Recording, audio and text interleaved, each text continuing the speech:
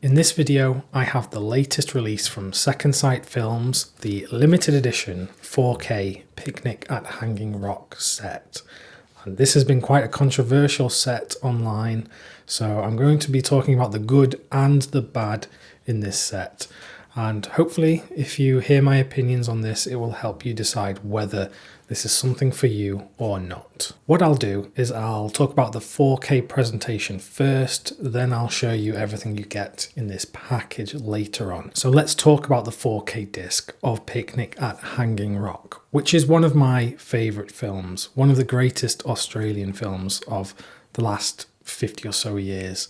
It's a film that always resonates with me due to its mystery, its dreamlike qualities, the music, the images, just everything in this just creates such a good cinematic experience. So of course, I was very excited for this release when it was announced because it's Second Sight Films and they do a great job with their 4K discs. However, there were some reports a few weeks ago from some people who got early review copies saying that this might have some issues. And I do believe that those issues are in fact present. What they were reporting was that there was an overuse of digital noise reduction, or DNR, which essentially scrubs the image of film grain and applies a very smooth look to the picture, but really one that doesn't necessarily look lifelike, it doesn't look filmic, authentic, and actually can look quite waxy when it's overused. But there were also reports that on top of this DNR, there was an artificial film grain applied to the image to sort of mask the fact that digital smoothing had been used. And then further to that, the colour temperature, the colour grade to a lot of the film has been changed. So before I get into these particular issues with the 4K restoration here, let me just point out that this is a director approved and director of photography approved restoration. What that means exactly can be a bit of a grey area because we don't know if that means they have overseen every single shot in the film and they have overseen the entire process in terms of these digital effects that have been used. It could be that they have just been shown this film and they just replied to an email and say, yes, that's good enough for us. The reason this is relevant is because I also have the older disc from Criterion from almost 10 years ago, which is from a previous restoration of the film. And this restoration was in fact also approved by Peter Weir, and it looks completely different to the new restoration. So it calls into question, how can two restorations, both approved by the filmmaker, look completely different 10 years apart? This is part of a much larger conversation that is going on in film preservation at the moment, which is in terms of revisionism when it comes to the colour and the look of films, and also reframing and different cuts, etc. That's an issue for another time, but right now we can say that this new restoration is approved by the director, but it does look substantially different to how it has looked before. Now, people will know that I am not a technical expert when it comes to reviewing these discs. I just give you my honest opinion of what I think, and to my eye, it is apparent that smoothing has been used, particularly in sequences of low light and interiors that I think were shot on a studio set. You can definitely see on characters' faces in particular that they are smooth and at times do look quite waxy. Similarly with this application of artificial grain, it's not always noticeable, and in fact I'm not even sure I would have noticed it had I not already read about it. You can notice it in terms of how film grain would usually act. Sometimes it acts in a peculiar fashion on this disc, so it can be noticeable at times, but honestly, had I not known, I'm not sure I would have noticed. And in terms of the colours in the film, it looks much warmer than it has before. It looks more golden, yellow, more sepia toned at times. And I actually think this works very well for the film. It actually gives a great presentation. Perhaps in parts it's been pushed a bit too far, but for the most part I think it looks very good indeed. Whether this is how the film looked theatrically when it came out in the 1970s. I don't know. I wasn't around. I've never seen one of those original prints projected.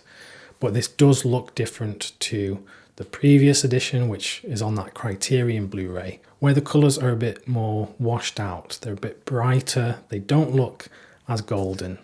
But I think that this new colour does aid the film, does aid the feeling of the film, because it's meant to be a very warm day. It's outdoors, it's sunny, and it gives the feeling of a kind of oppressive heat, and it adds to the dreamlike atmosphere of this story set at Hanging Rock. So I'll summarise my opinions on this new 4K presentation of the film.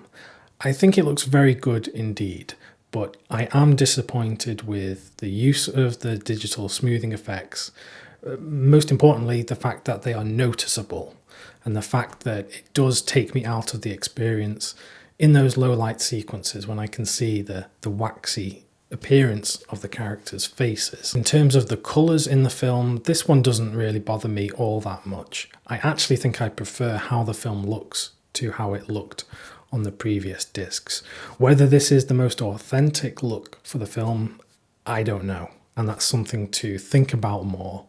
But for now, I thought the film looked very good indeed. I think the issues with this restoration are really issues only for the people who notice this kind of stuff. And that might be saying the obvious, but I think for the majority of people, you're not going to notice these issues. Now, if you disagree with how this restoration has come about and the things that have been used, the changes to the colours, etc., of course, vote with your wallet. Don't buy this release. But I think if you're holding out for a future restoration now, that might never come. We don't know if this is going to be the last proper, substantial restoration of the film. If it's between the new 4K presentation or the older presentation on the Criterion Blu-ray, I'm always going to be popping in this one. Speaking very briefly about the audio of this release, I had no issues with this at all. And I must say, I'm not an audio expert when it comes to these 4K reviews. Some people are much more likely to pick out issues here and there, but for the most part, I had absolutely no problem with this.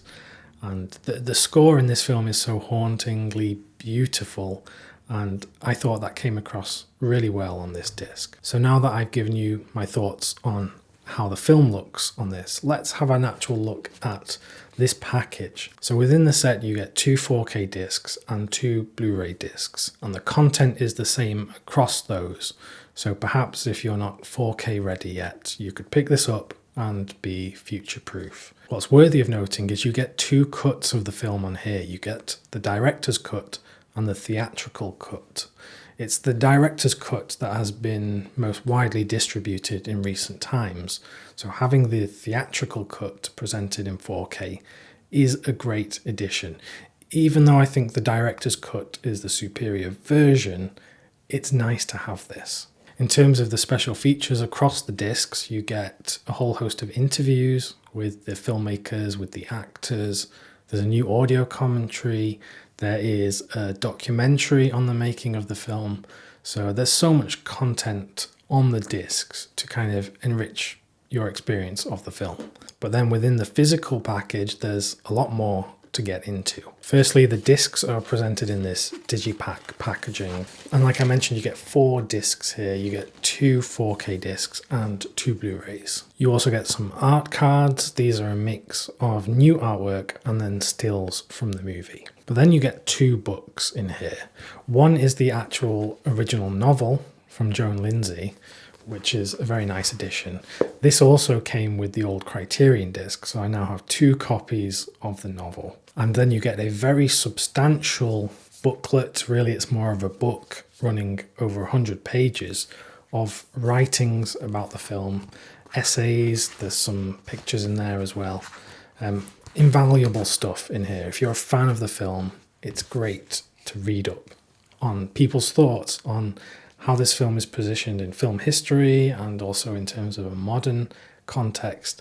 It's just a great read. So in terms of packaging and extra features here, even if this didn't contain the film itself, this would be such an essential gift for lovers of the film, and I'm so happy to have this as a physical thing on my shelf. So those are my thoughts on the 4K limited edition release from Second Sight Films of Picnic at Hanging Rock.